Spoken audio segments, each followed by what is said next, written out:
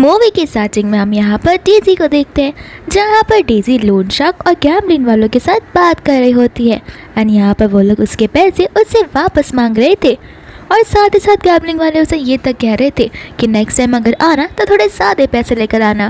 Daisy उन्हें साफ साफ कह देती है कि मेरे पास जितने थे मैंने उन तुम्हें दे दिए और बाकी की चीज़ तो मैंने तुम्हें समझा ही दी है। यहाँ पर हम डेजी के डैड को भी देखते हैं जो कि कार के अंदर बेहोश पड़े थे। इतने में यहाँ पर लीज़ा आ जाती है, जहाँ पर लीज़ा उसके डैड को कार के अंदर ऐसे बेहोश पाती है और उसे पूछने लगती कि आखिर तुम करना क्या चाहती हो। डेजी उसे कह देती है कि मैं जो कुछ भी करूँ वो मेरे डैड है और मैं तो बस उनके साथ ड्रिंक करने गई थी, लेकिन उन्हें क्या पता उनकी ड्रिंक में कुछ मिला हुआ था, तो बस वो बेहोश हो चुके हैं। लीज़ा यहाँ पर कहने लगती कि देखो मैं मेरे डैड को तुम्हें यहाँ से कहीं भी ले जाने नहीं दे सकती। डेजी उसे कहती कि अरे तुम्हें पता है तुम गांव से आई हो और मैं तुम्हें गांव से यहाँ पर इसलिए बुलवाया है ताकि तुम यहाँ पर हमारे काम कर सको, हमारे काम में दखल अंदाजी कर सको, इसलिए नहीं। और तुम जो मुझे सिस्टर सिस्टर बुलाती हो, मुझे सिस्टर बुलाने से तुम मेरी रियल सिस्टर नहीं बन जाओगी, तुम एक ऑर्फन और हमेशा के लिए एक ऑर्फन ही रहोगी। फिर बाद में यहाँ पर डेजी उसका सर पकड़कर कार के ऊपर बैंग करने लगती है, वो भी ज़ोर ज़ोर से। लेकिन यहाँ पर डेजी सुन लेती है अपने परिवार वालों की आवाज़, जहाँ पर वो उसकी तरफ आ रहे थे। तो फिर गैम्बलिंग वाले लोग तो वहाँ से भाग जाते हैं एंड डेजी खुद का सर भी यहाँ पर ज़ोर से गाड़ी के ऊपर पटक कर नीचे गिर जाती है। दूसरा यहाँ पर लीज़ा अपने डैड को बचाने की बड़ी कोशिश करती है और दूसरा हम यहाँ से उसकी मम्मा को और उसके भाइयों को आते हुए देखते, जहाँ पर डेजी का नाटक शुरू हो जाता है और वो लीज़ा से कहती है कि प्लीज़ प्लीज़ मुझे हर्ट मत करो और मेरे डैड के साथ ये सब मत करो। फिर यहाँ पर एक भाई आगे आकर उसे चिल्लाने लगता है और कहता है कि वो तुम्हारी बहन है, तुम अपनी बहन को ऐसे कैसे मार सकती हो, और तो यहाँ पर वो उसे धक्का तक मार देता है। लीज़ा यहाँ पर कहने लगती है कि जैसा तुम सोच रहे हो वैसा बिल्कुल भी नहीं है। डेजी कहते कि जानन तो मेरी बहन को कुछ ज़्यादा ही गुस्सा आ गया है, वो अंदर गैम्बलिंग कर रही थी और उसने ढेर सारे पैसे हार लिए और कुछ गुंडे उसका पीछा कर रहे थे, इस वजह से वो मुझे पैसों के लिए मार ही जा रही थी और डैड को तो उसने बेहोश ही कर दिया। इतने में यहाँ पर उसके डैड होश में आ जाते हैं और तो यहाँ पर वो उठते ही लीज़ा को थप्पड़ मार देते हैं और कहते हैं कि तुम ऐसा कर सकती हो, मैंने अपनी ज़िंदगी में कभी भी नहीं सोचा था। लीज़ा कहते कि नहीं डैड, आपसे कुछ गलत फैमिली हो गई है। डैड कहते हैं गलत फैमिली, और मुझसे तुम पैसों के लिए मुझे बेचना चली थी और तुम कहती हो कि मुझसे गलत फैमिली हो गई है। लीज़ा कहने तो लगती है कि ये सब कुछ डेजी का प्लान था, डेजी ये सब करी थी, लेकिन उसके डैड उसे थप्पड़ मारते हुए कहने लगते कि सारा का सारा इंसान डेजी पे लगाना बंद कर दो।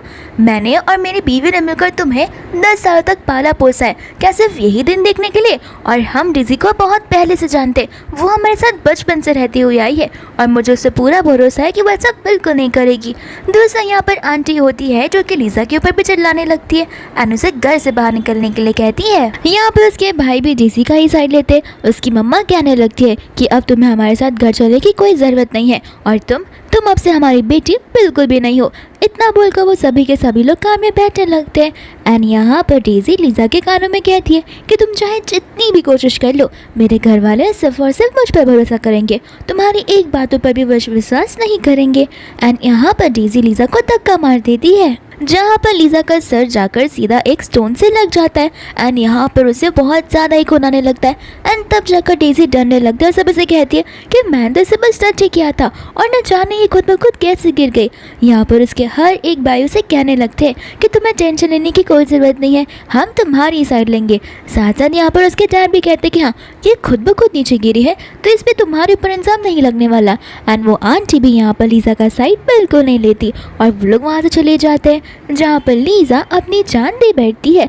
लेकिन यहाँ पर वापस से लीज़ा को हम देखते हैं और वो सोचने लगती है कि आखिर मैं तो मर जानी चाहिए, तो मैं यहाँ पर क्या कर रही हूँ। एंड यहाँ पर पीछे से उसकी मम्मा उसे रोप से पीठ पर मारती है और बोलती कि तुमने डेजी को आखिर धक्का क्यों दिया। यहाँ पर लीज़ा जैसे अपनी मम्मा को देखते उसे याद आने लगता है कि आज तो वही दिन है जहाँ पर डेजी का बर्थडे होता है एंड यहाँ पर डेजी ने जानबूझकर मेरा हाथ पकड़ा था और खुद को नीचे गिरा दिया था और मॉम को लग रहा था कि मैंने उसे धक्का मारा है, जिस वजह से मॉम मुझे इस रोप से बहुत मारे जा रही थी। एंड आज वो समझ जाती है कि अब उसका रीबर्थ हुआ है, जहाँ पर वो अपने समय से बहुत पहले ही आ चुकी है। एंड यहाँ पर उसकी मॉम लीज़ा से कहती है कि अभी के अभी नील डाउन करो और डेजी से माफ़ी मांगो।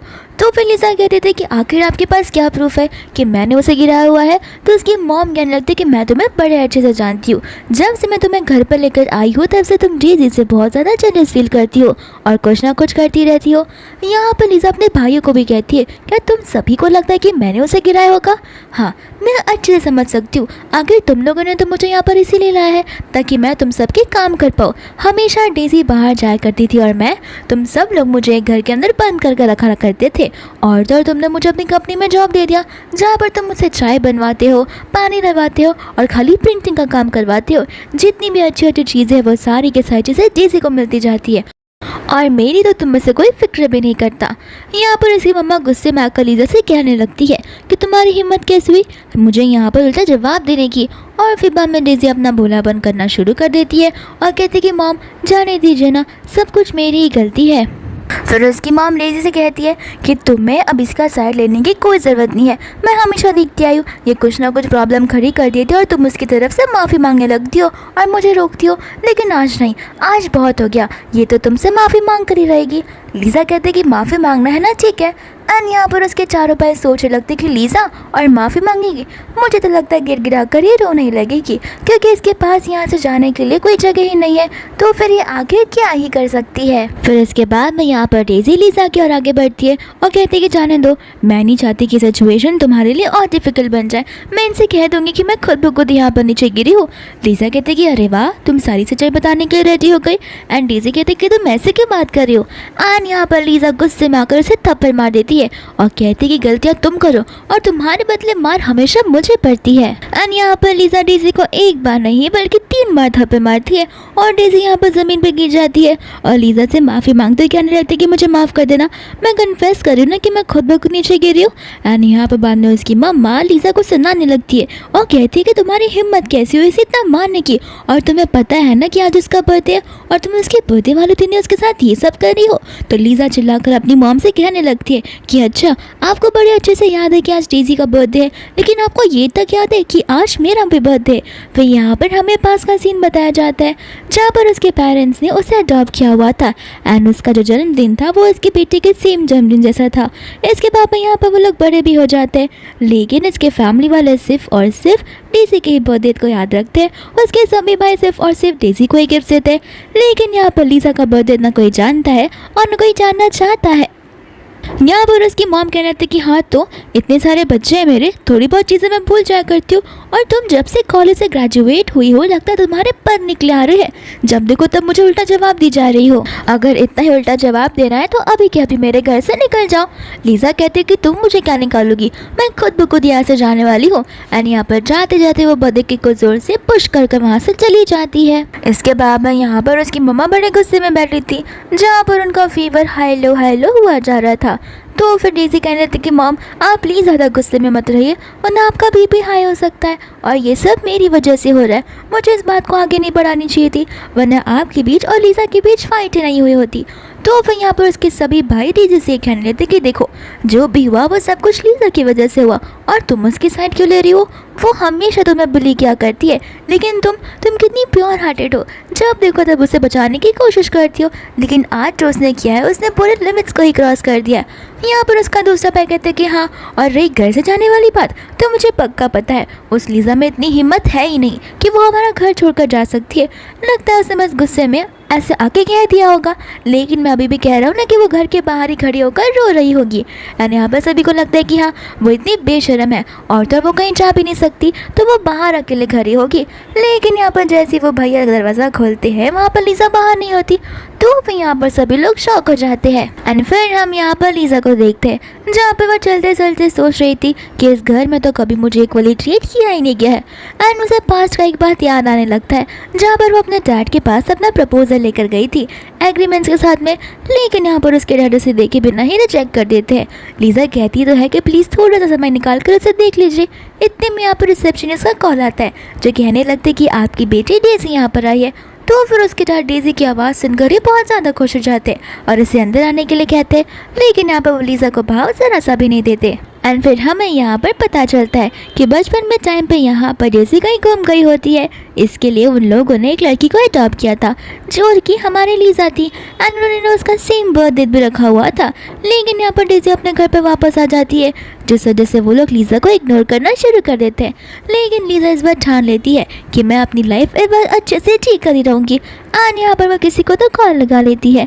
लेकिन दोस्तों यहाँ पर कुछ 4 लड़के होते हैं जो कि लीजा को ब्यूटीफुल बुलाते हैं और उसकी ओर जाने लगते हैं। फिर बाद में हम यहाँ पर डेज़ी के घर का सीन देखते हैं जहाँ पर उसके डैड पूछ रहे होते हैं कि आखिर लीजा कहाँ पर चली गई। तो फिर यहाँ पर कोई अंकल को जवाब नहीं देता। अंकल वापस से पूछने लगते हैं तो उसकी मॉम कहने लगती कि वो घर से भाग चुकी है। यहाँ पर अंकल को कुछ समझ नहीं आता तो फिर उसके भाई उन्हें बताने लगते कि आपको पता नहीं है क्या हुआ, आज डेज़ी का बर्थडे था और हम में से किसी को लीजा का बर्थडे याद नहीं था। तो गुस्से में आकर लीजा ने दीप्ति को बहुत थप्पड़ मारे हैं और तो यहाँ पर उसने मॉम को कितने उल्टे जवाब भी दिए और तो यहाँ पर वो आपको भी भला बुरा बोल रही थी।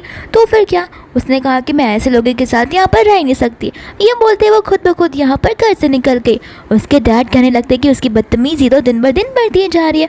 उसकी मॉम भी यहाँ पर कहने लगती कि हाँ उसे समझ नहीं आता, काश अगर डेज़ी में जितना ब्रेन है उसका आधा ब्रेन लीजा में भी होता ना तो वो अभी थोड़ी सी स्मार्ट लड़की बुलाई जाती, लेकिन वो तो बहुत ज़्यादा सेल्फ ईगो वाली लड़की है। फिर उसके डैड कहते कि ऐसे लड़कियों को यहाँ पर रखना बहुत मुश्किल है। तो इसके भाई कहने लगते कि हाँ डैड वो ऐसी ही है ना, क्या है कि वो हमारे ब्लड रिलेटेड नहीं है, इसके लिए उसकी बदतमीजियाँ ऐसी है। अगर वो हमारी सगी बहन होती तो हमारी तरह एकदम मैनर्ड वाली होती। उसके डैड गुस्से में आकर कह देते हैं कि उसका सामान बंद कर घर से बाहर फेंक दो और उसे कॉलेज के हॉस्टल में जाकर रख देना, फिर देखना कहाँ पर दर दर वो भटकती रहती है। एंड उसका भाई कहते हैं कि आपको टेंशन लेने की कोई ज़रूरत नहीं है, मैं उसका लगेज पैक कर कर बाहर फेंकवा दूंगा, उसके बाद में वो जाने उसे उसके साथ में क्या करना है।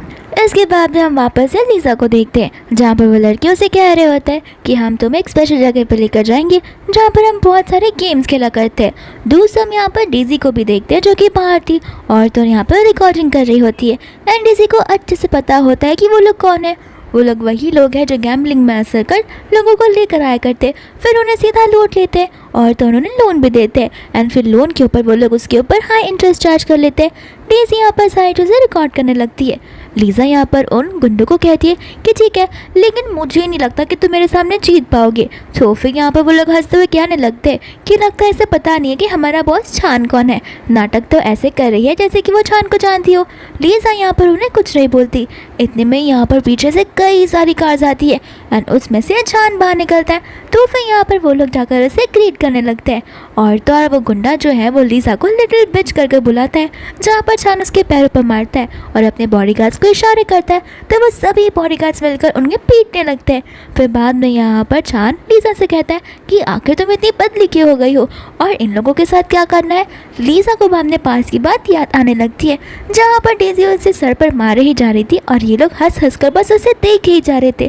तो फिर यहाँ पर वो छान से कह देती है कि मैं इनमें से किसी की भी शक्ल नहीं देखना चाहती, मैं चाहती हूँ कि अपनी पूरी लाइफ पानी के बाजू में बिताए, एकदम वो भी झोपड़ियों में। फिर बाद में यहाँ पर छान गार्ड से कहता है कि सुना ना मेरी बहन ने क्या कहा, इन सभी को यहाँ से ले चले जाओ। फिर बॉडीगार्ड सभी को यहाँ से ले चले जाने लगते हैं। दूसरा यहाँ पर डेज़ी भी होती है जो ये सब कुछ देखकर डरने लगती है एंड वो भी वहाँ से चुपचाप निकल जाती है। इसके बाद में यहाँ पर छान और लीजा कार में बैठकर बात कर रहे होते हैं। छान लीजा से कहने लगता है कि मुझे नहीं पता था कि तुम इतने समय बाद मुझे अब कॉल करोगी, तुम्हें पता है मैं रोज़ तुम्हारे कॉल का वेट किया करता था और याद है ना ग्रैंडमा ने तुम्हें अडॉप्ट किया था, आखिर ग्रैंडमा कैसी है। लीजा उसे कहने लगती कि ग्रैंडमा इस दुनिया में नहीं रही। तो छान से कहते कि ठीक है लेकिन तुम अब इस बात को लेकर उदास मत हुआ करो क्योंकि उम्र के साथ साथ लोग गुजर जाते हैं और अब हम बड़े हो चुके हैं तो हमें इन चीज़ों से यूज्ड टू होना होगा। और रही बात कॉल की तो लगता है कि उस बड़े से फैमिली में जाने के बाद तो मुझे भूल ही चुकी थी। फिर यहाँ पर हमें पास का सीन दिखाया जाता है जहाँ पर लीजा अपने भाई छान को कॉलिंग लगा रही होती है, लेकिन इतने में आकर उसकी मम्मा कहने लगती कि तुम आखिर करने की क्या कोशिश कर रही हो। तो फिर लीजा बताने लगती है कि मेरा एक भैया था जो कि मेरे साथ ऑर्फनेज में था, तुम बस उस इतना बताना चाहती हो कि मैं ठीक हूँ। यहाँ पर उसकी मम्मा कहती थी कि देखो इतने टाइम बाद उसे कॉल कर रही हो और वो गाँव में रहता है, न जाने किस तरीके की ज़िंदगी वो बिता रहा होगा और हम यहाँ पर देखो हमारे स्टैंडर्ड्स कितने ज़्यादा हैं, तो मैं नहीं चाहती कि तुम वहाँ पर किसी और के साथ कांटेक्ट में आओ क्योंकि हमारा स्टैंडर्ड स्लो हो सकता है। और यहाँ पर वो उसे कॉल करने से इनडायरेक्टली मना कर देती है, इतना बोलकर जाती है जहाँ पर लीजा भी नर्वस हो जाती है और उससे बुरा लगता है तो इस वजह से वो उसे कॉल नहीं कर पाती। थी। लेकिन यहाँ पर लिजा प्रेजेंट में अपने भाई चान को कुछ भी नहीं बताती और कहती कि माफ़ कर देना, वो क्या है ना, जल्दबाजी में बहुत सारी चीज़ें भूल जाया करती हूँ। तो चान कहते कि कोई बात नहीं, अब से तो हम कॉन्टैक्ट में रहेंगे ना।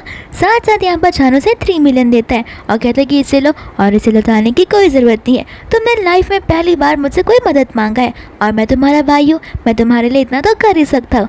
और अगर तुम्हें कोई भी बुली करेगा तो तुम अपने भाई को बेझिझक होकर बता सकती हो, क्योंकि तुम्हारा भाई उन्हें बिल्कुल नहीं छोड़ने वाला। एंड यहाँ पर लिजा उसे थैंक यू करने लगती है। चान उसे कहते तो फिर वैंग फैमिली का क्या होगा। लिजा कहती कि मेरा और उस फैमिली का कोई रिश्ता ही नहीं है। एंड चान यहाँ पर बहुत खुश हो जाता है और कहता है कि तुम तो बड़ी बहादुर निकली। इसके बाद में हम यहाँ पर घर का सीन देखते हैं, जहाँ पर हम सबसे छोटे वाले भाई को देखते हैं। एंड यहाँ पर मीट आकर उसे बताने लगती है कि ये लिजा के कपड़े, इनका क्या करना है। तो फिर वो कहता है कि कपड़े, खाली इतने कपड़े थे क्या उसके पास। वो मेड कहती है कि हाँ, मैडम के पास तो बस इतने से ही कपड़े थे, इतने साल हो गए, लेकिन वो सिर्फ और सिर्फ 3 जोड़ी कपड़े में अपनी ज़िंदगी बिताती थी। यहाँ पर हान उन कपड़ों को देखने लगता है जहाँ पर कपड़े पर एक टी का मार्क होता है और उसे पास की बात याद आने लगती है जहाँ पर लिजा पड़ रही थी और डेजी के हाथ में वो टी था, जहाँ पर उससे टी गलती से लिजा के ऊपर गिर जाती है। तो डेजी उसे माफ़ी मांगने लगती है। एंड यहाँ पर वो आकर देखता है उस लिजा के कपड़ों को और कहने लगता है कि तुम इतने गंदे स्मेल करने वाले कपड़े क्यों पहनती हो। अरे हाँ, मैं तो भूल गया, तुम तो गाँव से आई हो ना, तो तुम ऐसा ही स्मेल करती रहोगी। फिर यहाँ पर बाद में वो सोचने लगता है कि लगता है वो रोज़ एक ही कपड़ा पहनती थी, इस वजह से उसे कपड़ों में स्मेल आता था। लेकिन क्या पता वो सिर्फ हमें दिखाने के लिए यहाँ पर 3 जोड़ी कपड़े छोड़कर गई हो और उसके हॉस्टल में उसने बहुत सारे फैशनेबल कपड़े रखे हो। क्या है ना, उसे दिखावा करने की बहुत बड़ी आदत है। इसके बाद में यहाँ पर सबसे छोटा भाई चला जाता है उसके हॉस्टल वाले रूम में। एंड यहाँ पर वो स्टाफ से पूछे कि सचमुच लिजा यहाँ पर रहती थी। वो स्टाफ कहता है कि हाँ। तो लिजा कहती है कि पॉसिबल ही नहीं है, वो वैंग फैमिली की बेटी थी और वो इतने छोटे से रूम में रहा करती है। तो वो बताने लगती है कि हाँ, यहाँ पर रहने के साथ साथ वो काम भी किया करती थी। फिर बाद में यहाँ पर बेचारा उस बेड पर बैठता है और देखता है कि ये बेड कुछ ज़्यादा ही टफ है, न जाने को इसके ऊपर कैसे सो सकता है। साथ साथ यहाँ पर वो स्टाफ उसे एक पेन भी देती है और कहती है कि उससे मुझे कहा था कि ये पेन मेरे भाई का सबसे प्रीशियस पेन है, तो अगर वो आए तो उसे वापस दे देना। एंड यहाँ पर उस पेन को देखकर उसे पास का सीन याद आने लगता है, जहाँ पर एक बार वो जा रहा था तो वो पेन उसके ब्लेजर से गिर जाता है। तो लिजा उसे वो पेन देने लगती है। एंड यहाँ पर वो उसे चिल्ला उठता है कि आखिर तुम अभी तक यही कपड़ा पहन रही हो जो तुम रोज़ पहना करती हो, क्या तुम्हें अटेंशन लेने की इतनी ज़्यादा आदत है।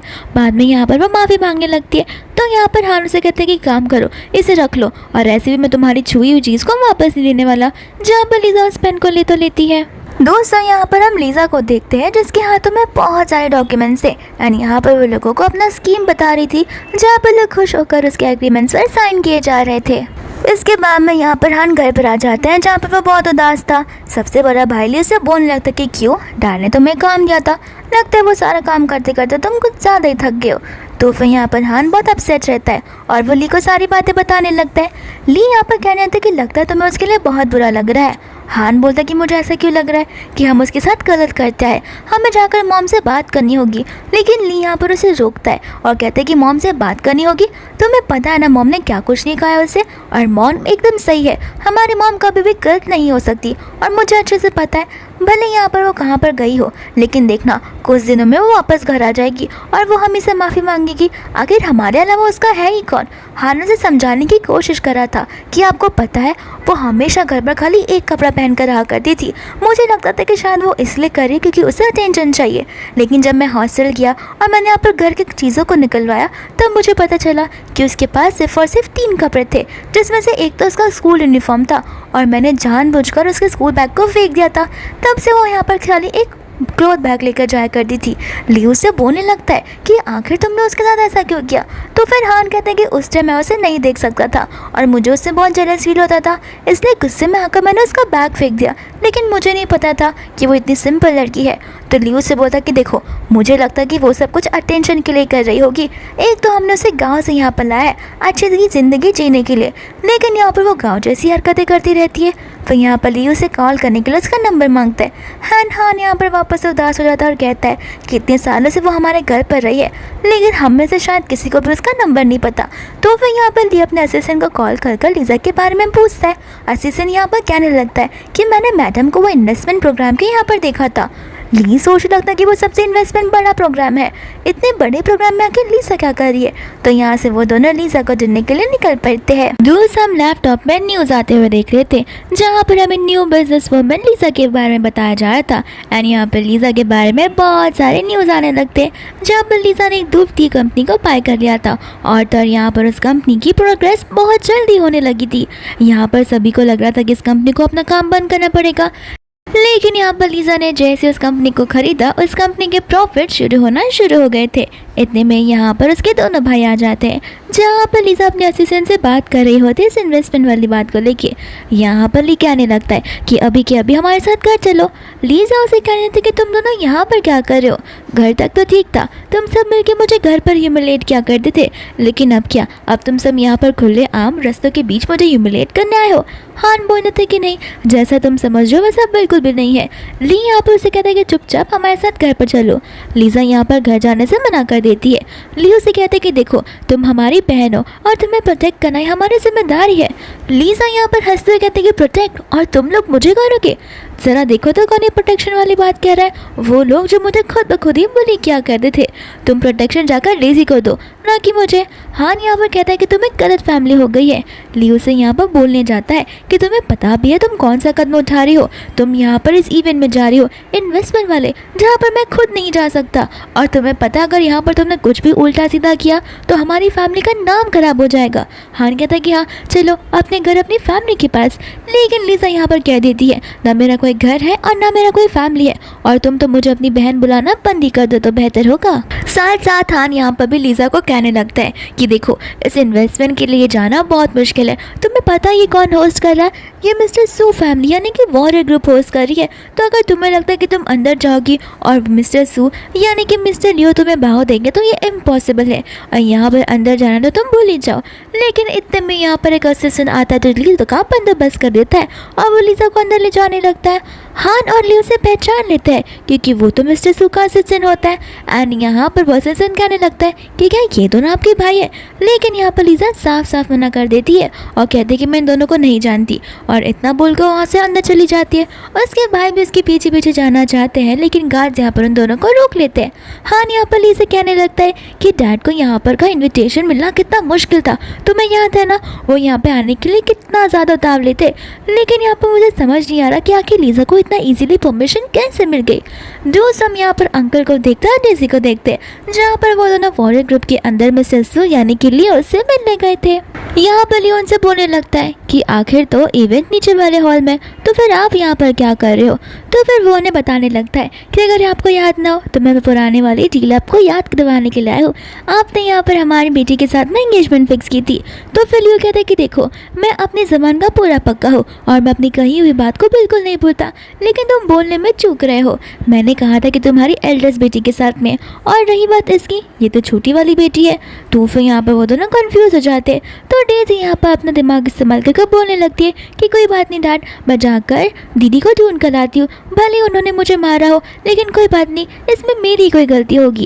एंड यहाँ पर वह ऐसे दिखाती है कि जैसे सब कुछ उसी की गलती हो, यानी कि लीसा की। फिर उसके डैड कहते कि नहीं, कोई ज़रूरत नहीं यहाँ पर उसे बुलाने की। इतने में असिस्टेंट आकर लियो को बुलाता है एंड कहता है कि उस कंपनी की न्यू ओनर आ चुकी है। तो फिर लियो से मिलने के लिए चला जाता है।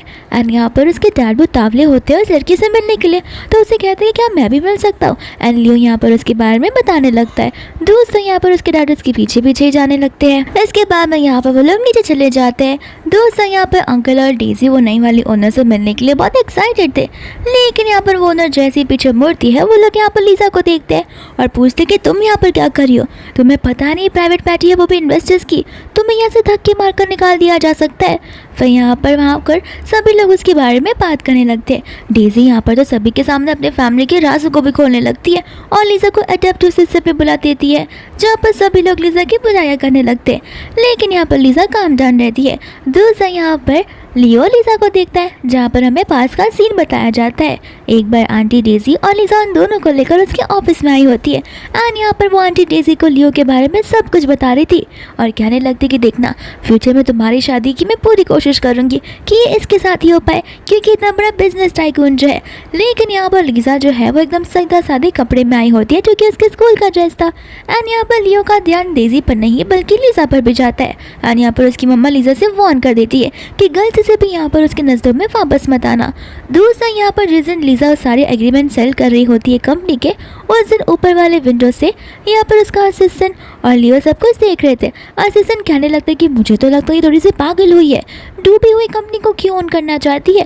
लेकिन लियो यहाँ पर कहना था कि वो पागल नहीं है, वो कुछ ज़्यादा ही स्मार्ट है, मैं चाहता हूँ कि तुम इससे हायर कर लो। एंड तब जाकर यहाँ पर वो उसे जीनियस से बुलाता है। इसके बाद में यहाँ पर सभी लोग जब बुराई कर रहे होते हैं तो उसके डैड उसका हाथ पकड़कर उसे बाहर निकलवा रहे थे, लेकिन लियो आ जाता है जो कि उन्हें रोक देते हैं। फिर यहाँ पर सभी लोगों को पता चल जाता है कि लीजा वही है जिसने इस न्यू कंपनी को ओन किया है और डूबती हुई कंपनी को बचाया है। तो सभी लोग यहाँ पर उसकी तारीफ करने लगते हैं और उसके डैड को धक्का मारकर यहाँ पर उससे बात करने के लिए चले जाते हैं, जहाँ पर उसके डैड को पास की बातें हिट होने लगती है। जब यहाँ पर सभी लोग उसके डैड से मिलने आए थे तब उन्होंने लीजा को धक्का मार दिया था, लेकिन उसके डैड ने लीजा पर ध्यान जरा सा भी नहीं दिया था और उसे इग्नोर कर दिया था। एंड ठीक उनके साथ में वैसा ही होता है। यहाँ पर उसके डैड लीजा से कहने लगते हैं कि अभी के अभी यहाँ से निकलो, ये एक प्राइवेट पार्टी है। लेकिन यहाँ पर लियो आकर कहने लगते कि नहीं, वो यहाँ से कहीं नहीं जाने वाली है, अगर आपको पता हो तो ये पार्टी बहुत ज़्यादा कॉन्फिडेंशियल है। एंड यहाँ पर वही लोग आते हैं जिसे मैं परमिशन देता हूँ और मैंने यहाँ पर लीजा को खुद ब खुद सामने से इन्वाइट किया हुआ है। इसके बाद में यहाँ पर डैड को समझ आने लगता है कि आखिर यहाँ पर लियो उसकी इतनी ज़्यादा तारीफ कर रहा था एंड वो वही है जिससे लियो मिलने के लिए इतना तावला था। इसके बाद में यहाँ पर वो सभी लोग घर पर होते हैं, जहाँ पर वो लोग आपस में लीजा के बारे में डिस्कस कर रहे होते हैं। हाँ, यहाँ पर उन्हें बताने लगता है, उसकी मॉम यहाँ पर कहती है कि इतनी बड़ी बनतुजगी होगी वो, क्यों? क्योंकि हमारे घर से इतने सारे पैसे जो उठाकर लेकर गई है। हाँ, यहाँ पर अपनी मॉम को कहने लगता है कि उसने हमसे 1 रुपये तक नहीं लिए है, आपको पता है वो घर पर कैसे रहा करती थी। यहाँ पर उसकी मॉम कहते हैं कि तुम ना बोलो तो ही ठीक रहेगा, लगता है उसे तुम्हें कोई पट्टी पढ़ाई होगी और तुम्हारा ब्रेन वॉश कर दिया होगा, तुम्हें पता भी नहीं है वो लड़की कितनी चालाक है और क्या क्या करने के काबिल नहीं है। फिर बाप ने यहाँ पर जादू से बताने लगते हैं कि तुम्हें पता है वहाँ पर सभी के सामने मुझे इतना ह्यूमिलेशन फील हुआ, लेकिन उसे तो कुछ फ़र्क भी नहीं पड़ रहा था। हान कहने लगता है कि फ़र्क कैसे पड़ेगा, जब आप लोग ने उसके साथ इतना सब कुछ किया है तो फिर वो आखिर आप लोगों की फ़िक्र क्यों करेगी और ख़ुद की क्यों नहीं करेगी। यहाँ पर ली भी बताने लगता है कि हमें अंदर जाने से मना कर दिया गया था और लीज़ा को तो इन्विटेशन खुद ब खुद सामने से आई थी। यहाँ पर सभी लोग उस इन्वेस्टमेंट प्रोग्राम में जाने के लिए क्या कुछ नहीं करते, लेकिन उस लड़की को तो सामने से इन्विटेशन मिला था। मुझे यकीन नहीं हो रहा कि वो इतने टॉप लेवल पर जाती जा रही है। यहाँ पे साथ साथ डेज़ी भी होती है जो अपनी बातें निकाल कर बोलने लगती है कि मैं हमेशा से लीज़ा की साइड लेते आई हूँ और आज तो उसने मेरी भी बेइज्जती कर दी। मुझे लग रहा था कि मैं लियो से शादी करूँगी, लेकिन मुझे अब लगता है कि वो लियो को सेड्यूस करके उसके साथ में शादी कर लेगी। यहाँ पर उसकी मम्मी लीज़ा के बारे में उटपटांग बातें बोलने लगती है एंड हान यहाँ पर बहुत ज़्यादा गुस्से में आ जाता है और चिल्ला कर उसकी मम्मा को और सभी लोगों को बोलने लगता है कि आखिर आप लोगों के साथ में प्रॉब्लम क्या है। मैं आपको कुछ प्रॉब्लम बता रहा हूँ जो आप लोगों ने किया है, तो आपके साथ ऐसा ही होगा ना, आखिर आप मेरी बात मानने के लिए क्यों नहीं रेडी हो। यहाँ पर उसके डैड की कमर दुखने लगती है और वो आंटी बोलते कि देखा किसे तुम्हारे डैड की कमर पेन कर रही है। इतने सारे लोग तुम्हारे डैड को धक्का मारकर लीज़ा के पास चले गए थे, तब तो लीज़ा उसके डैड की हेल्प कर सकती थी ना, लेकिन नहीं, उसे अपनी स्टेटस की जो पड़ी हुई है। फिर इसके बाद में यहाँ पर उसके डैड भी बहुत ज़्यादा गुस्सा होने लग जाते हैं। फिर इसके बाद में हम यहाँ पर लीज़ा और लियो को साथ में देखते हैं, जहाँ पर लीज़ा लियो को कह रही होती है कि मुझे यकीन नहीं था कि तुम मेरा साइड लोगे एंड यहाँ पर तुमने मेरी जान बचा दी आज। तो फिर लियो यहाँ पर बोलने लगता है कि मैंने तुम्हारी जान ही बचाई है, सबसे पहले तो जान जिसने मुझे मेरी बताई है वो तुम हो।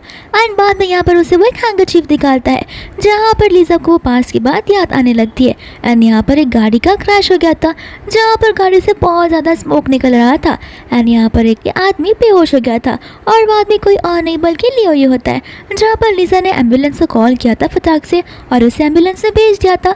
लेकिन यहाँ पर स्मोक की वजह से लीजा उसका फेस नहीं देख पाती। फिर हम वापस से प्रेजेंट के सीन में आ जाते हैं जहाँ पर वो उसे कहने लगता है कि तुम्हें पता है मैं तुम्हें कितने सालों से ढूंढ रहा हूँ और मुझे पता भी नहीं था कि इतना दूर होते हुए भी तुम मेरे इतने करीब रहोगी। फिर यहाँ पर लीजा चली जाती है दूसरी ओर जहाँ पर वो फ्रीडम को फील करने लगती है फ्रेश एयर के साथ में। एंड यहाँ पर लियो समझ सकता है उसकी फीलिंग्स और उसे कहता है कि तुम्हें कैसा लग रहा है इतने हायर पोजीशन पर आकर। लीजा उसे कहने लगती है कि तो कुछ भी नहीं है, मैं और भी ज़्यादा हायर पोजीशन पर जाने चाहती हूँ। एंड इतने में यहाँ पर उसे कंपनी से कॉल आ जाता है जहाँ पर उस कंपनी के जो सेल्स है वो दिन ब दिन यानी कि मिनटों में घटते ही जा रहे थे। तो फिर फटाक से यहाँ पर वो लियो के साथ में अपने कंपनी में चली जाती है जहाँ पर उसके स्टाफ्स उसे सारे के सारे रिपोर्ट्स देने लगते हैं और उसके पीछे की ट्रेजेडी भी बताने लगते हैं। इतने में यहाँ पर उसकी असिस्टेंट आ जाती है जहाँ पर लीजा उसे सारी बातें समझाने लगती है। दोस्तों यहाँ पर लीजा लियो के साथ बैंक प्रपोजल कर देती है और उसे एग्रीमेंट देती है जो कि एक ऑटोमेटिव कंपनी का होता है। वो उसे कहने लगता है कि सच तुम इस इंडस्ट्री में आना चाहती हो और इतना जल्दी कदम रखना चाहती हो। तो वो कहती है कि हाँ, मैं अकेले थोड़ी ना कर रही हूँ ये काम तो मैं तुम्हारे साथ जॉइंट होकर करना चाहती हूँ।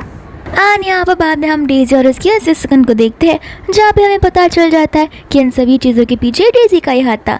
फिर यहाँ पर डेजी और उसके फैमिली मेम्बर्स घर पर बैठे होते हैं जहाँ पर उसकी मॉम कह रही थी कि देखा मैंने कहा था ना, बाइला को उसे इतनी ज़्यादा प्रॉफिट मिल चुकी थी लेकिन वो लड़की इतनी अनलकी है, देखा अब कैसे उसी कंपनी के स्टॉक्स गिरते जा रहे हैं। एंड यहाँ पर डेजी बहुत खुश थी। दूसरी असिस्टेंट आकर बताने लगते हैं कि बड़ी मैडम घर के बाहर खड़ी है।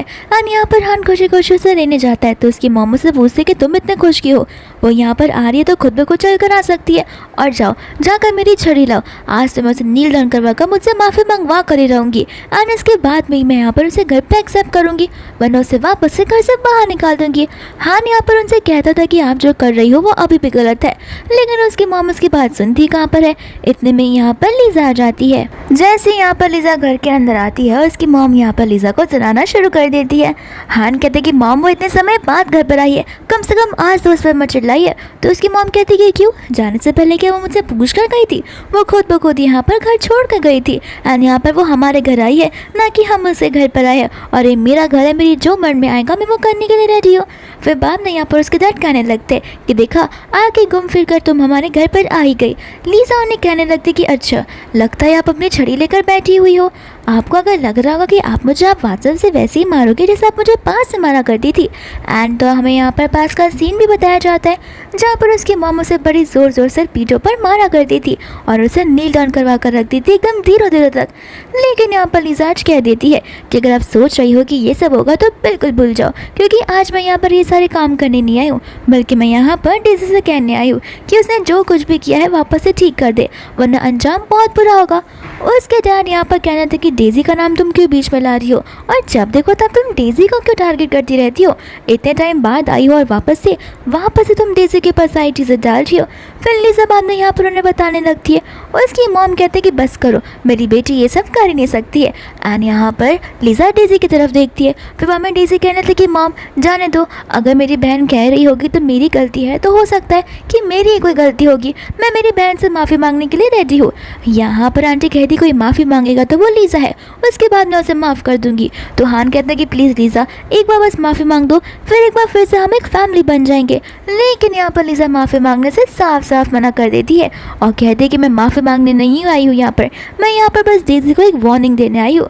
एंड यहाँ पर उसकी मॉम कहती कि अच्छा तुम डेजी को वार्निंग देने के लिए आई हो, आज से मैं तुम्हें सबक सिखा कर ही रहूँगी कि आखिर तुम्हारे स्टैंडर्ड्स क्या और हमारे स्टैंडर्ड्स क्या, लगता है तुम अपनी मर्यादा भूल रही हो। एंड यहाँ पर लीजा उन सबके सामने उन पेपर्स को फेंक देती है जहाँ पर डेजी के गैम्बलिंग रिपोर्ट्स होते हैं, साथ साथ डेजी ने लीजा की कंपनी के साथ क्या क्या किया वो सारे रिपोर्ट्स होते हैं। लीजा कहती थी कि इसे आकर मेरे यहाँ पर आने के लिए कहो और नील डाउन कर माफ़ी करने के लिए बोलो, तब जाकर मैं तुमसे माफ़ कर सकती हूँ, वरना ये केस मैं वापस नहीं लेने वाली। फिर बाद में यहाँ पर डेजी बहुत ज़्यादा रोने लगती है और उनसे कहती कि मुझे लगा कि अगर मैं ऐसे उसकी कंपनी पर अटैक करूँगी तो फिर उसके पास पैसे नहीं बचेंगे, फिर यहाँ पर ना चाहते हुए उसे घर पर आना होगा, मैं तो बस फैमिली को एक बनाने की कोशिश कर रही थी।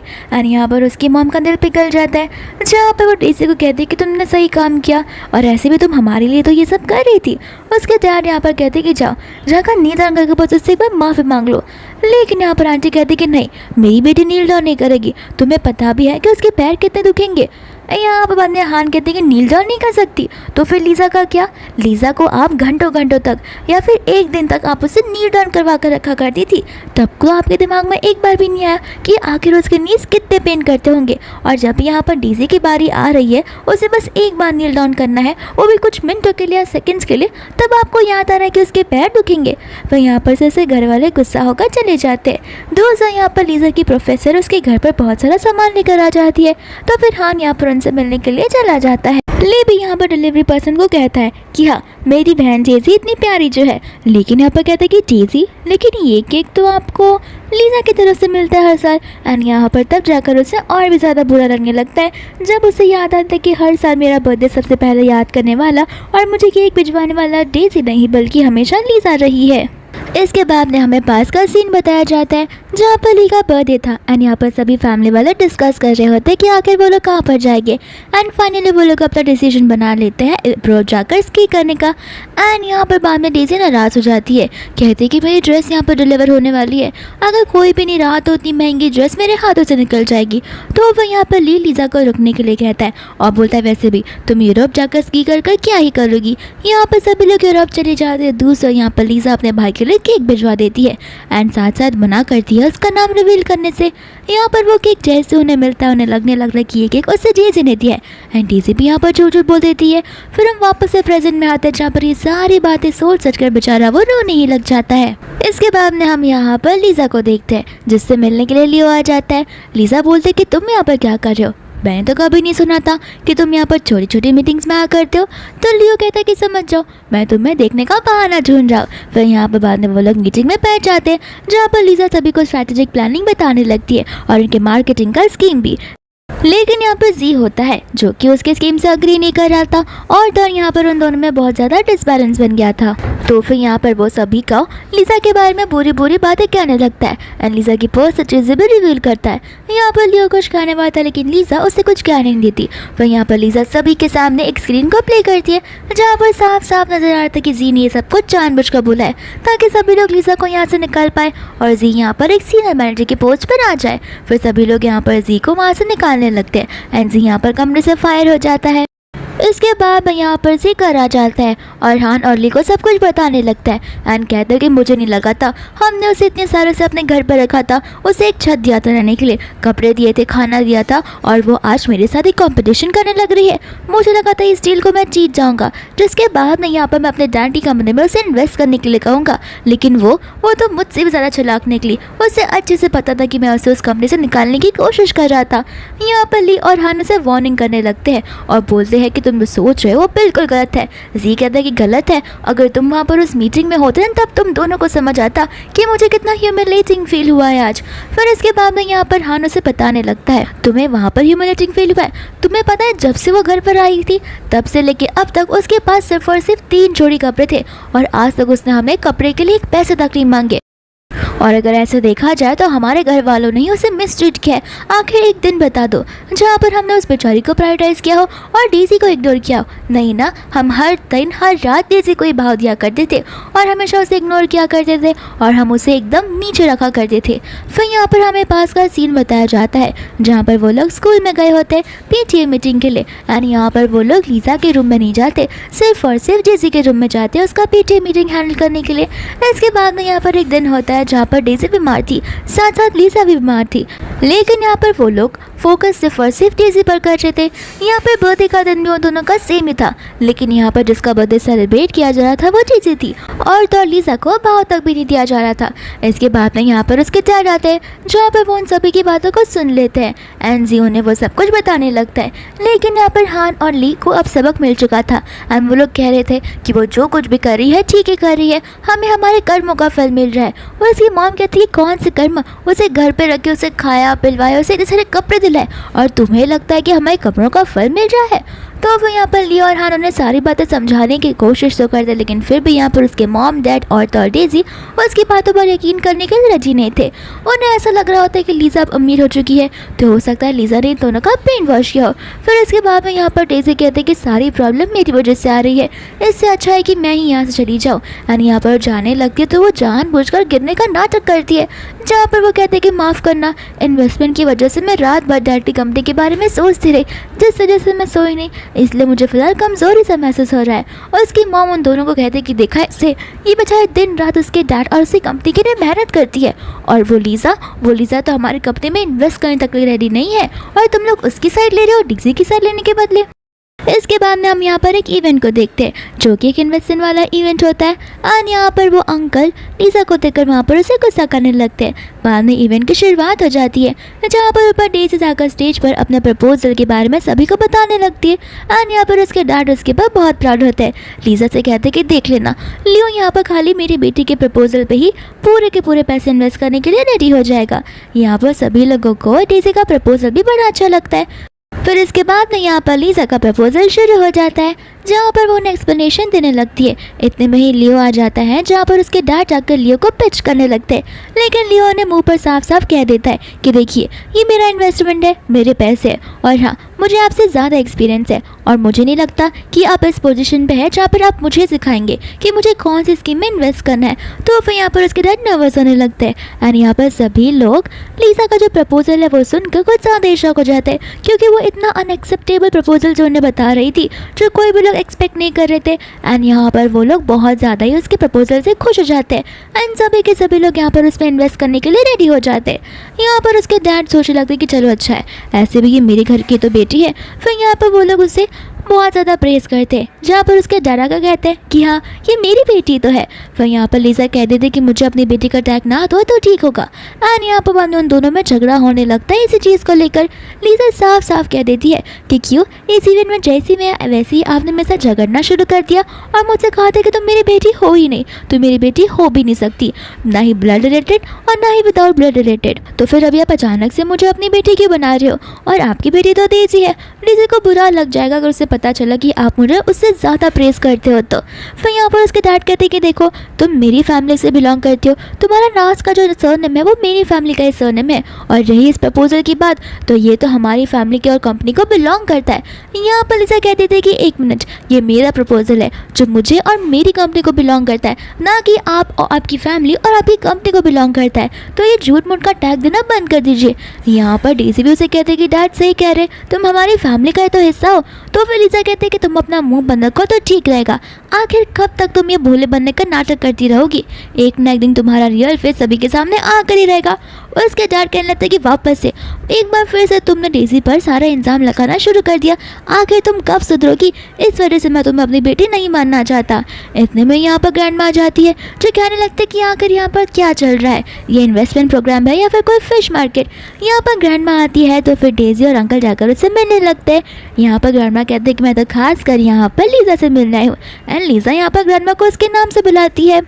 एंड ये चीज़ सुनकर उसके डैड और डेजी गुस्सा हो जाते हैं। डैड कहते हैं कि तुम्हारी हिम्मत कैसे हुई इन्हें उनके नाम से पुकारने की।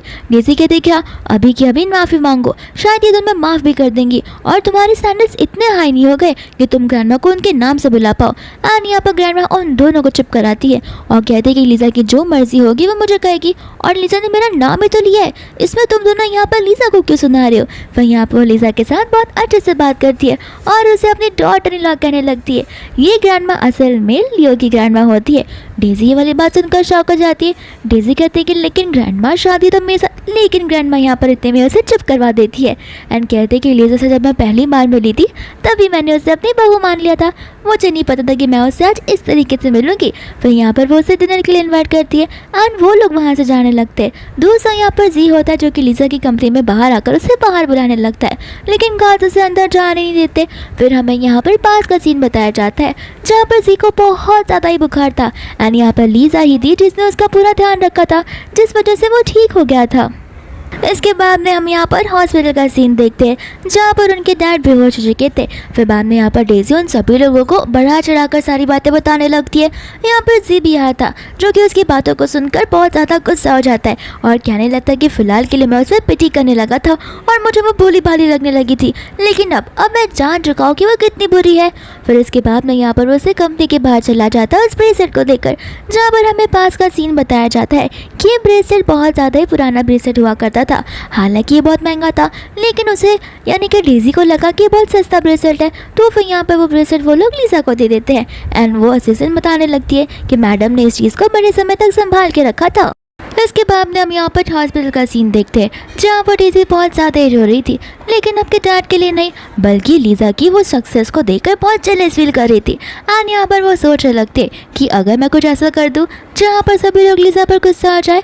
और तो यहाँ पर डैड ने कहा था कि डैड के बाद जितनी भी चीज़ें वो सब कुछ मेरे नाम पर ही होने वाली है, तो यहाँ पर जानी अपने डैड का ही मर्डर कर देती है। तो फिर यहाँ पर डेजी अपने डैड का ही मर्डर कर देती है, यानी कि वो उनका जो ऑक्सीजन मास्क होता है वो निकाल लेती है और ये सारी चीज़ें कैमरा में कैप्चर भी हुई थी। इसके बाद सभी लोग यहाँ पर आ जाते हैं जहाँ पर उसकी मॉम को ज़्यादा ही रोने लगती है और तो डेजी भी यहाँ पर रोने लगती है। कहते हैं कि जाते जाते डैड ने मुझे ये कहा था। एंड यहाँ पर बोलते बोलते वो रुक जाती है एंड उसकी मॉम उसे वो बात इंसिस्ट करने के लिए कहती है, तो वो सबको बता देती है कि डैड ने मुझसे कहा था कि अगर आज डैड के साथ ये सब हो रहा है तो वो सब कुछ लीजा की वजह से हो रहा है। अगर उसने लीजा ने उस दिन उन्हें इतना नहीं सुनाया होता और उनका साइड ले लिया होता और हमारी फैमिली का एक हिस्सा बन गई होती, तो डैड को वहाँ पर उस दिन इवन में हार्ट अटैक नहीं आता। और डैड जाते जाते मुझे ये तक कह कर गए हैं कि मैं मर भी जाऊँ तो भी मैं लीजा को कभी माफ़ नहीं कर सकता। यहाँ पर बाद में वो सभी लोग चले जाते हैं उससे कंपनी में उससे बात करने के लिए, जहाँ पर असिस्टेंट कह देती कि नहीं मैडम कुछ इंपॉर्टेंट काम कर रही है। फिर यहाँ पर नेक्स्ट डे उसकी डैड का फ्यूनरल होता है जहाँ पर कोई भी लोग नहीं आए होते और उसकी मॉम यहाँ पर सोचने लगती कि आखिर यहाँ पर कोई क्यों नहीं आया। तो फिर वहाँ के स्टाफ बताने लगते कि एक्चुअली मैडम लीजा ने अपनी न्यू कार का लॉन्च आज किया है। तो फिर सभी लोग उस कार वाले इवेंट में गए हैं एंड यहाँ पर उसकी मॉम बोलने लगती है कि जीजे जी तो उसने अपने डैड को कुछ नहीं रखा और मरते मरते भी यहाँ पर वो उसका सुख और चैन छीन रही है। इसके बाद में हम यहाँ पर लीजा और लियो को देखते हैं जहाँ पर वो अपने नए ब्रांड का रिबन कट करते हैं और सभी लोग यहाँ पर उन्हें कॉन्ग्रेचुलेट करते हैं, साथ साथ उन्हें चीयर भी करते हैं। इतने में यहाँ पर उसका फेवरेट भाई चान आ जाता है जहाँ पर चान सभी के सामने प्राउडली उसे अपने सिस्टर बुलाता है। फिर यहाँ पर वो लियो को कहता है, लेकिन यहाँ पर लीजा से कहते हैं कि डरो मत, तुम्हें नहीं डरना है बल्कि लियो को मुझसे डरना है। एंड यहाँ पर वो लियो को वार्निंग देने लगता है कि अगर कोई भी मेरी बहन लीजा को बुली करेगा तो वो जिंदा नहीं बचेगा। एंड यहाँ पर लीजा भी बाद में हंसने लगती है। दूसरा हम यहाँ पर वो पूरी फैमिली को देखते हैं एंड सभी फैमिली लोग यहाँ पर लीजा से मिलने के लिए आए होते, लेकिन यहाँ पर सिक्योरिटी गार्ड और रिसेप्शनिस्ट उन्हें अंदर जाने ही नहीं देते। यहाँ पर वो लोग अंदर जाने की बहुत कोशिश करते हैं, लेकिन गार्ड साफ साफ मना कर देते ये कहते हुए कि आप में से किसी के भी पास इनविटेशन नहीं है, तो हम आप में से किसी को भी यहाँ पर अंदर नहीं आने दे सकते। यहाँ पर ली और यहाँ पर सभी भाइयों को धीरे धीरे कर पास की बातें याद आने लगती है जहाँ पर उनकी फैमिली एक साथ बैठकर लंच किया करती थी और वो लोगों के लंच के खाने के लिए बहुत सारी स्पेशल चीज़ें थी, लेकिन यहाँ पर लीजा बेचारी सिर्फ और सिर्फ एक सूप पीकर अपना दिन गुजारा करती थी। साथ साथ में यहाँ पर वो लोग कितने सारे फेस्टिवल एक साथ में सेलिब्रेट करते थे, लेकिन एक साथ यानी कि आपस में कभी उन्होंने लीजा को यहाँ पर इंक्लूड नहीं किया। ली यहाँ पर समझ जाता है कि हमें हमारे पास की चीज़ों का कर्म का फल मिल रहा है। इसके बाद में यहाँ से वो लोग चले जाते हैं। इसके बाद में यहाँ पर हम एक एडवर्टाइजमेंट को देखते हैं जो कि लीजा की कंपनी का होता है एंड लीजा ने यहाँ पर डायमंड की इंडस्ट्री में भी कदम रख लिया था। यहाँ पर लीजा चली जाती है अपने डैड से मिलने के लिए एंड चान से कहते कि मैं तुम्हारे डैड को कभी भी माफ़ नहीं कर सकता। लीजा भी उसे सेम चीज़ कहती है, साथ साथ ये भी बोलते कि मैं इसे माफ़ तो नहीं कर सकती, लेकिन उन्होंने मुझे अडॉप्ट किया था तो कम से कम मैं उन्हें अप्रिशिएट तो कर सकती हूँ और जाते जाते उन्हें अलविदा भी बोल सकती हूँ। फिर इसके बाद में हम यहाँ पर उसकी मॉम और डेजी को देखते जहाँ पर उन्होंने प्रेस कॉन्फ्रेंस को ऑर्गेनाइज किया था और यहाँ पर वो लोग सारा का सारा ब्लेम लीजा के ऊपर डालने लगते, लेकिन इतने में यहाँ पर लीजा आ जाती है लियो के साथ में एंड बैकअप में उसके बहुत सारे बॉडीगार्ड्स उसके साथ रहते, साथ साथ यहाँ पर उसके पांचों भाई भी आ जाते हैं। फिर यहाँ पर लीजा सभी के सामने सब कुछ बोलने लगती है एंड डेजी को ये अच्छा मौका लगता है जहाँ पर वो सभी चीज़ें उसके अगेंस्ट कह रही थी, लेकिन अब उसे वो सिस्टर सिस्टर बुलाते रह जाती है। लेकिन लीजा यहाँ पर साफ साफ कह देती कि मैं तुम्हारी बहन बिल्कुल नहीं हूँ और हर बार भोले बनने का नाटक बंद करो। याद है ना मैंने तुम्हें कहा था कि एक ना एक दिन सभी के सामने तुम्हारी सच्चाई बाहर आकर ही रहेगी। फिर इसके बाद में में यहाँ पर लीजा सभी को टीवी स्क्रीन दिखाती है, जहाँ पर स्क्रीन में सीसीटीवी का फुटेज दिखाया जा रहा था कि किस तरीके से डेजी ने अपने खुद के डैड का ही वो ऑक्सीजन मास्क निकाला था, यानी कि उसने अपने खुद के डैड का ही मर्डर किया था। एंड यहाँ पर जो लियो है वो उसकी मम्मा को एक रियलिटी चेक देता है और बताने लगता है कि आपको याद है ना, आपके घर के बाहर कितने सारे लोग अनशन करने के लिए आए थे, एंड आपके जो हस्बैंड है वहाँ पे कंपनी के पेपर्स, प्रॉपर्टी के शेयर सब कुछ कहाँ पर है, तो सब की सारी चीज़ें डेजी के नाम पर है। उनके मरते यहाँ पर डेजी ने सब कुछ अपने नाम पर कर दिया था और यहाँ पर वो सारी चीज़ें किए जा रही थी। यहाँ पर गुस्से में आकर सभी रिपोर्टर्स उससे इंटरव्यू लेने लगते हैं, जहाँ पर डेजी पूरी पागल ही हो जाती है। एंड डेजी की मम्मा भी यहाँ पर चिल्ला चिल्ला कर उसे पूछने लगती है एंड डेजी यहाँ पर अपनी मम्मा भी चिल्ला देती है और उन्हें तो वो उल्टा सीधा कहने लगती है और बोलते कि बस हो गया, अब मैं और अच्छी बेटी बनने का नाटक नहीं कर सकती, मुझे पैसे से प्यार है, तुम जैसे घटिया फैमिली से प्यार नहीं है। यहाँ पर उसकी मॉम को यकीन नहीं होता कि जिस बेटी का साइड वो जिंदगी से लेती आ रही है, आज वही बेटी उसका साथ छोड़ रही है। इतने में यहाँ पर गार्ड्स आ जाते हैं जो कि डेजी को लेकर जाने लगते हैं। फिर बाद में लीजा भी यहाँ से जाती है तो उसकी मॉम उसे माफ़ी मांगने लगती है। डेजी कहती है कि देखिए, मैं आपके साथ कुछ कर नहीं सकती क्योंकि अब आपकी उम्र हो चुकी है और मैं आपको रिस्पेक्ट करती हूँ, मेरा थोड़ा सा ही ध्यान रखने के लिए। इससे अच्छा होगा कि आप यहाँ से चली जाओ और मेरी नज़रों के सामने कभी भी मत आना। इसके बाद में यहाँ से वो चली जाती, जब वो कंपनी के बाहर होती है तो उसके चारों भाई उससे मिलने आते और उससे माफ़ी मांगने लगते। लीजा उन्हें यहाँ पर कहने लगती, देखो मैंने कई बार कोशिश की थी तुम लोगों से बातें कन्वे करने की, ऐसा भी नहीं कि तुम मेरे साथ उल्टा सीधा किया करते थे तब मैं तुम्हें उल्टा जवाब दिया करती थी। हर बार मैंने वही कहा है और करा है जो तुमने मुझे करने के लिए कहा है, लेकिन उसके बदले में सिर्फ और सिर्फ मुझे मेरी मम्मी की मार पड़ी है, नील डाउन करना पड़ा है। जब तुम्हें मुझ पर भरोसा करना चाहिए था तब तुमने डेजी पर भरोसा किया था। एंड ऐसा एक दिन भी नहीं गया जहाँ पर मुझे ह्यूमिलिएशन या एम्बैरसमेंट नहीं फील हो। यहाँ पर उसके भाइयों को समझ आ जाता है कि अब लीजा उसे नहीं चूज़ करने वाली है। यहाँ पर वो लोग कहते कि ठीक है, लेकिन कम से कम तुम हमें माफ़ तो कर सकती हो ना। लीजा कहती कि नहीं, जिस चीज़ से मैं गुजरी हूँ इतनी कम उम्र से, और उस चीज़ में मैं नहीं चाहती कि फ्यूचर में कोई और गुजरे। और रही बात तुम्हें माफ़ करने की, तो मेरे में अंदर अभी भी एक छोटी बच्ची है जहाँ पर उसे वो सब कुछ छीन कर डेजी को दे दिया गया था, और मैं तुम में से किसी को भी कभी माफ़ नहीं कर सकती। और यहाँ पर वो अपने भाई चान के साथ और लियो के साथ वहाँ से जाने लगती है, जहाँ पर उसके चारों भाइयों को समझ आ जाता है कि इस बार यही खत्म है, यानी कि यही उनकी एंडिंग है जहाँ पर भगवान उन्हें उनके कर्मों का सजा दे रहे हैं लीजा को उनसे दूर रखकर। एंड यहाँ पर उन्हें ये सारी रियलिटी को एक्सेप्ट करना ही पड़ता है। फिर इसी के साथ ही मूवी यहीं पर खत्म हो जाती है।